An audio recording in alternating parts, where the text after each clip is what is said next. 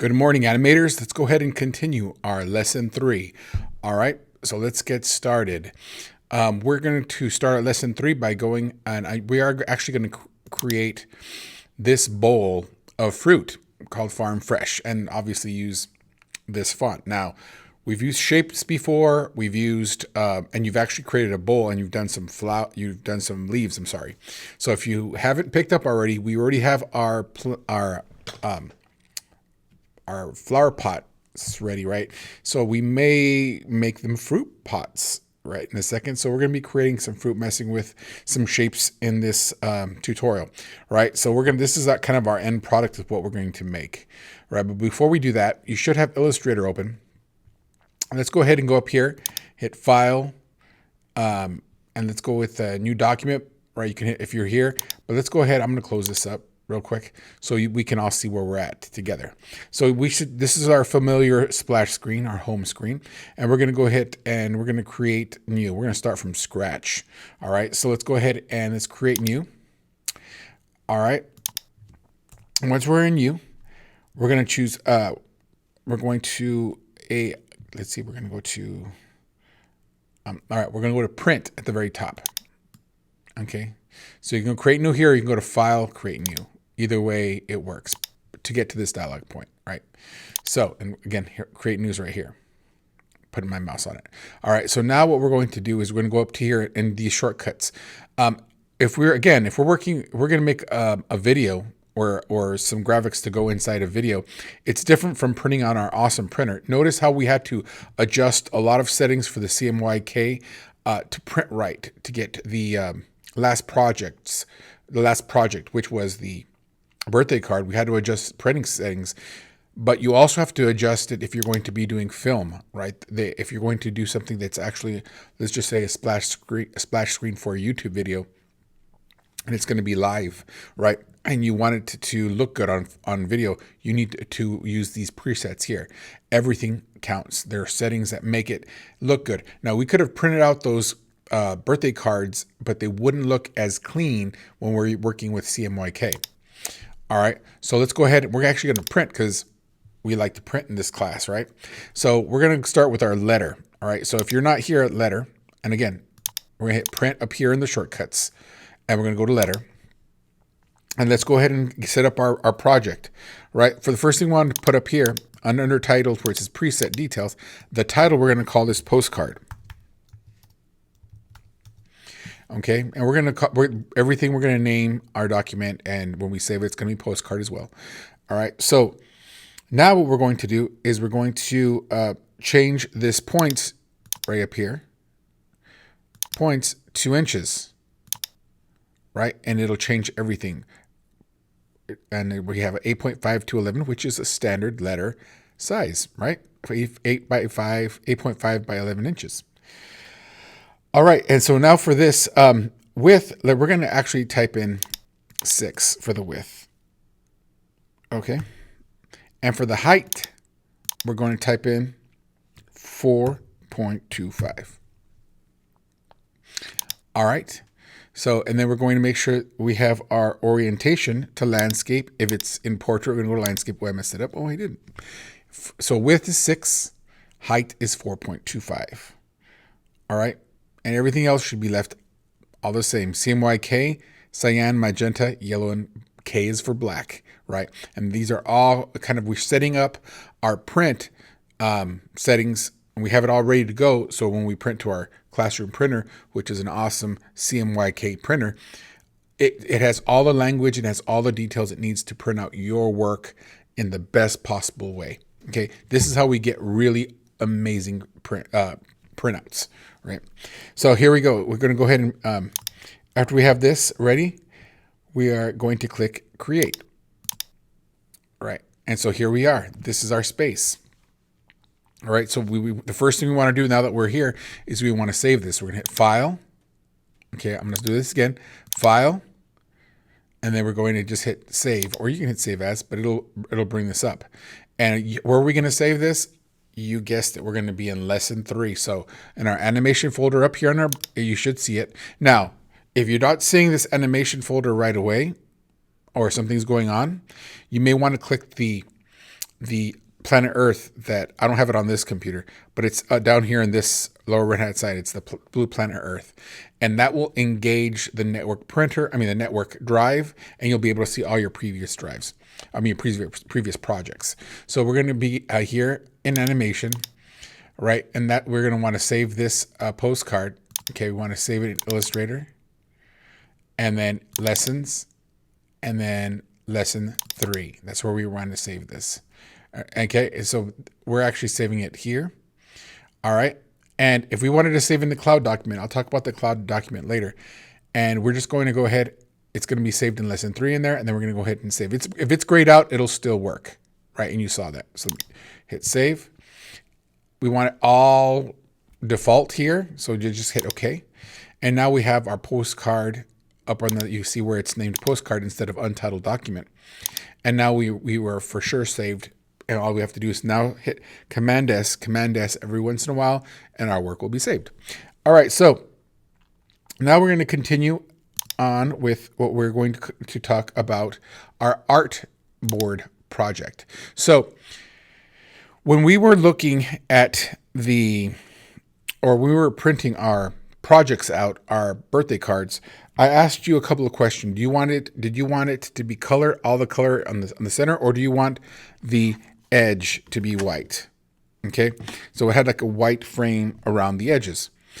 Or if you wanted it to be completely all the way to the edge, black. Okay, that terminology in printing, that terminology is called bleed. All right, yes, I know it sounds kind of crazy, but I want you to think about ink, and I want you to think about how ink just moves over a piece of paper, right? And I want you to, that's why they call it bleed, because you're literally having the ink, or in our case, toner, bleed over the edge of the paper. That way you have this edge that you see here, right? Or else we'll have that white edge all the way around our margin, right? That we're used to, right? You'll have the margin, but if you don't want the margin, we do what's called overbleed, and it basically prints over the edge. And that's the difference between being able, having and kind of cut it the way we did to kind of simulate a full bleed. Okay, overbleed is one, but it's actually called full bleed in professional world, full bleed, right? And we're gonna mess with that right now. So we're gonna mess with those settings. So remember, bleed is a term for the area that extends beyond the edge of the paper, or beyond the page of the document. So we're going to come over here under document setup, right?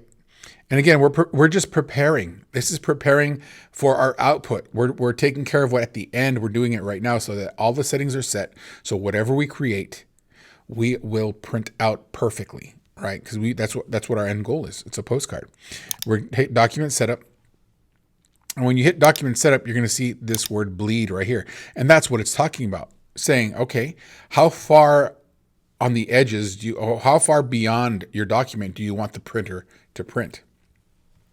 Okay, and just a special note, not all printers will do full bleed.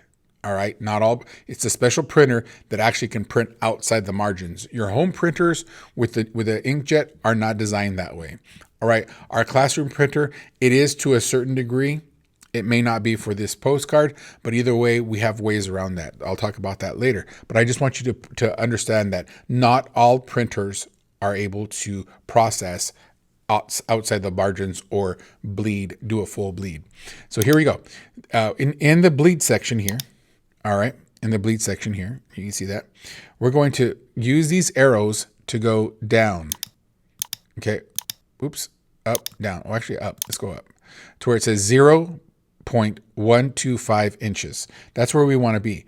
0.125 inches, not 1.25. Some people might get mistaken or make that mistake, but we want 0.125 inches. All right. And then when we're there, we're going to go ahead and hit OK. And then we're going to go to View. And then we're going to fit Artboard in Window. And what you're going to see here is we're going to see a red line around our document. That's basically letting you know, like, we're going to be printing all the way to this red line. The ink is going to reach this red line. So anything you put out here is basically going to be collected on the what's called the, I guess the toner, I guess pickup or toner waste module. So everything out here is going to be waste. That's why we have to be real careful when we're over bleeding or full bleeding, which we don't do much in this class unless it's for presentation quality, because all of this toner that goes out here is going to be wasted. It's going to be recollected, but we can't use it again. That's why we don't use full bleed a lot in this class. Okay. And so therefore that red line is going to let you know, hey, whatever, we're going to go all the way to this point. All right. So now that we are in this spot, let's go ahead and talk about our shapes. All right. You've already worked with basic shapes, and I'm going to bring this graphic so you can see this. All right. We've worked with basic shapes, and we typically worked with what's called a closed path, right? And so we're looking at squares here, right?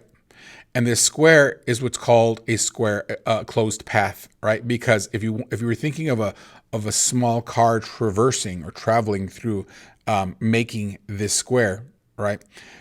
We have anchor points, and then the path is the line, all right, or the stroke that it takes to get to each of these anchor points. When you remove the stroke, you do not remove the path. It's still there. It's just, you just can't see it, right? So a square has 4 anchor points, right? An ellipse has 4 anchor points, but the paths are curved, right? And obviously the anchor points have changed, right? And our polygon, right, has, depending on how many corners you have, that's how many anchor points you'll have. How many points you can pull or manipulate also, keep that in mind, right? Again, it could also be an open path, like a straight line or a squiggly line. And again, these could have endpoints. These are endpoints at the end, right? Again, with open or closed, it can still have color and gradient. There's a special way to do this.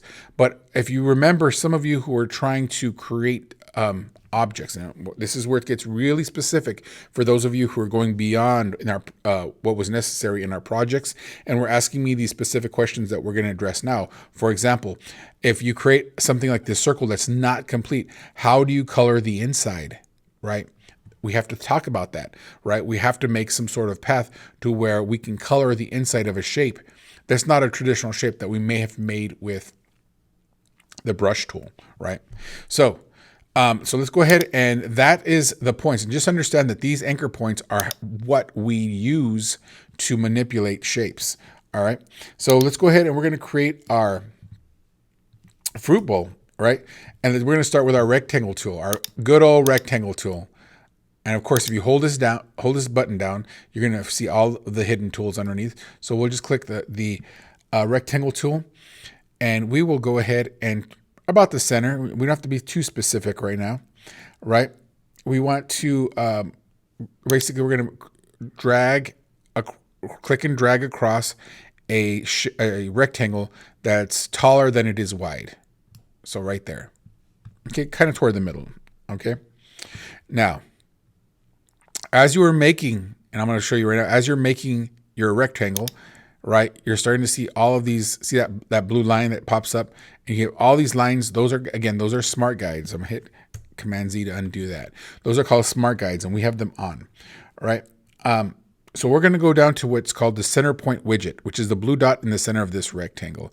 And as soon as you see it turn from crosshairs, right, and you see all the path, as soon as you see it turn into a pointer right over the center point widget, you're able to move this around, right? And let's move it down a little bit, okay? We'll drag it to the bottom, kind of horizontally. All right.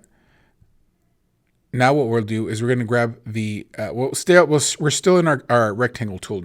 Up till now, I've shown you how to make a rectangle that way. But if you already know the dimensions of a box you want to make, right, and this becomes really special when we start working with a polygon tool, maybe you should click once and see what happens. If I click once, it doesn't make a rectangle. It asks you for some information. It asks you, okay, you clicked. with the rectangle tool, that means you know what the width you want and what height you want. So the width is going to be 1 inch. So here I'll type 1, right? And then the height is going to be 0.1, 0.1. Okay, and then you hit OK. Boom. And then it automatically makes your rectangle shape. How cool is that? So there's 2 ways to create a rectangle. One is to click and drag, and the second way is to just click and then enter your parameters. All right. So the next thing we need to do here is we're going to move. We're going to go to this little center point. And again, if you can't see the center point here, you can always fish around until where it actually hovers and you get to the center point widget, and you can drag it back down over here. Conversely, I'm going to hit undo. If you're having trouble finding it, you can always hit Command plus, right? And you can always zoom to find it. Actually, but we need to move it. So there you go. And you can always hit the center point widget, and we can move it and put it right under our previous rectangle, right? And to always center everything, the shortcut for that is Command 0. Boom. And it takes us back here. Command 0 is how I did that. All right. So now what we're going to do is we're going to edit these rectangles, right? We're going to get some things really going, right? So we're going to select our selection tool up here. And now we're going to click on our first rectangle, and you're going to see our anchor points show up. We're going to grab the middle anchor point, but we're going to hold down Option. Okay. And you're going to see as soon as we click that middle point and we hold down Option, watch what happens. I'm going to click it. I'm going to drag it up, and you're going to notice at the bottom, see the bottom, look at the bottom. It actually, it allows me, if I hold down Option, to expand the bottom the same amount that I expand the top. All right. There's a specific amount I wanted to stretch this out though. Okay. We want to do it 3 inches. So again, click the middle anchor point on your first rectangle, hold on Option, and then you're going to do 3 inches. You're going to stretch it approximately 3 inches, not exact approximately, but you see that width and height little dialog box that shows up, right? It's actually the gray tooltip, right? It's basically letting you know how wide your rectangle is because you're stretching it, and the height. Right now I'm holding down Option and click. I'm holding it down so we can see it. If I let go, it's going to disappear, but I don't want to let go yet because I'm going to stretch it. And as I stretch it up, the width doesn't change, but I'm stretching it, vertically, and you're seeing 2 inches, 2.4 inches, 2.5 inches, 2.6, 2.9, 2.74, until I get to the height to be 3 inches. And I'll let go of my click. And it's perfectly where I want it, right? It's a little bit off of the artboard, but that's okay. I'll bring it up in a second. All right. And that's how that's how you start stretching, manipulating, if you know the height and everything that you want, right? So what we're going to do now is we're actually going to turn it on its side. So if you've done this before, you can just hover around the corner, right, one of the corners, and you're going to see the double arrow turn, all right? Like the arrow kind of making a turn in 2 directions, right? And we're going to go ahead and we're going to hold down Shift, and we're going to go ahead and pull this down, drag and pull it down. But see how it will constrain it. It'll only do it in 45 degree increments. So you look at the gray box there, 0 degrees, and 315 degrees, and 270 degrees. Once it goes to 270 degrees, let go of the mouse. Okay. And again, if you're doing it analog style and you're going all the way up, again, just make sure that you go back to 0, and you always go to the edge, just a corner to see those 2 arrows, and then you just drag it over, and then you'll make sure that it goes down to 270 and let go. And now we are horizontal. That's kind of where we wanted it, right? So the height now, what we want to do is we want to maintain our proportions here. And so up here on our transform section here, our height, we want to go ahead and we want to make sure that this is deselected. We want to deselect our height, right? Our link section, this little button that I clicked right here, right? And I want to go ahead and I'm going to change this to 0.75. Ooh, guess what? This was a little wrong, right? 0.75. So it opened it up. Let me go back. Okay. It didn't make it wider. It just went up. So my height, again, 0.75. And then I hit enter or return. See, this it has to look like mine with a little slash on it. You see that? If you have it on linked, it's going to change your width too, and that's no good. So you want to make sure that the slash is on there before you do that. All right. Hit undo if you need to go back and redo that. All right. So now that we have our first rectangle in the right spot and our right proportions. All right. Next is we're going to change the color.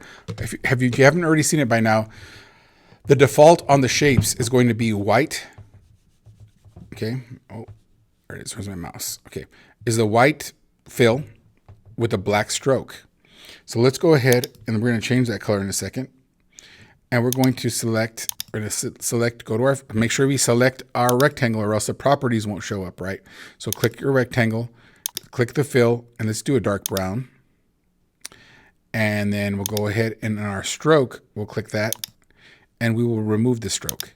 So there is no stroke, right? There's no black line at the end.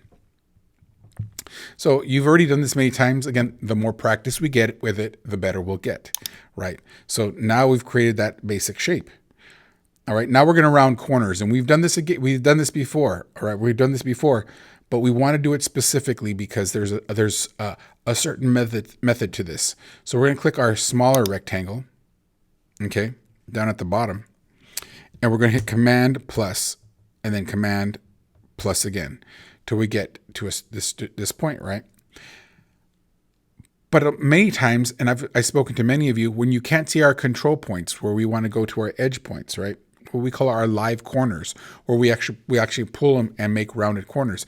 If you can't see it, then you're going to hit Command and then plus again until you see these cool little live corners, right? That way we can actually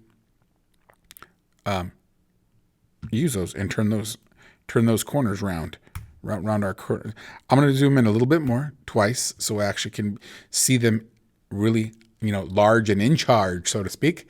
And I'm going to go ahead and click one, right? And I'm just going to drag it in. And you've already seen it. Drag it toward the center, and then we get our corners. Now, notice right here where it turns red, right? Notice the corner turns red. That means you've maxed out the radius of the corner. Okay, it no longer can go anywhere. Okay. Conversely, if you click on that and you move it out, it'll have a sharp corner, a super sharp edge, right? So we're going to, and again, you can kind of, by default, it should be somewhere back here, right? But we're going to actually make it round. If you click on one, right, and after you see that red arc, all right, there's other things we can do here, right? So let's go ahead and leave it the way we had it. We're going to go ahead and go to that red arc to it's super curved. And then we're going to come up here where our transform area is at. All right. This is going to transform this shape. And just keep it selected. Make sure that it's selected or else you're not going to find your transform. And down here in the three dots in our transform panel, this is the more options, I guess, a more options menu. And you're going to find out that we have some really cool stuff in here. And these for the dialog boxes are corner radiuses. All right. The radiuses of each part of this rectangle. And what we're going to do now is we're going to manipulate our corners here. Right. And so now we're going to, we basically have reached our edge. So I want to slice these in the bottom, right? If we move these arrows here, you can see, or decrease them, you can see that we can, if they're linked right now, so we can basically move them all. And you're noticing if you play with this, you're going to see our edges. And this one, I think, was supposed to be all the way out. There. All right, go back in here. And again, there's no radius here, and we can radius all the way till it gets to this curve. And we want to do what's called chamfer, right? And chamfer is basically where we're going to slice a piece of it and make it more like a diamond in the bottom of the fruit bowl, right? So if you come over here and you hover to this little edge here, right, corner type, and you click on it, it gives us 3 symbols. One's round, which we have right now. We have inverted round, which if you click that, it basically, it's like somebody takes a bite out of that side, right? And the third one is chamfer. And I'm hovering over so you can read them. And then I click on that, and so it's a slice down. And you're going to do it to the other edge too. Let's go to chamfer. So that your bottom rectangle now has this particular shape. Okay? So now that we have that ready, we've kind of explored a little bit of how to manipulate the shapes. I'm going to stop there for today, right? Go ahead and select, deselect. And again, we want to get back to where we want to go to. What do you have to pick to see the entire artboard again in the middle of the Adobe Illustrator window? What do we normally hit? That's right, Command 0. And now we're back where we started. This is kind of, or back where you can see the entire artboard. And that's where we're going to stop for today, guys. Great job. Make sure you hit save. So File, Save, or you can hit Command S and go ahead and close up. You're done. We'll see you tomorrow for part B of Lesson 3, the fruit bowl, right, or the postcard. All right. See you guys tomorrow. Have a great day. Bye.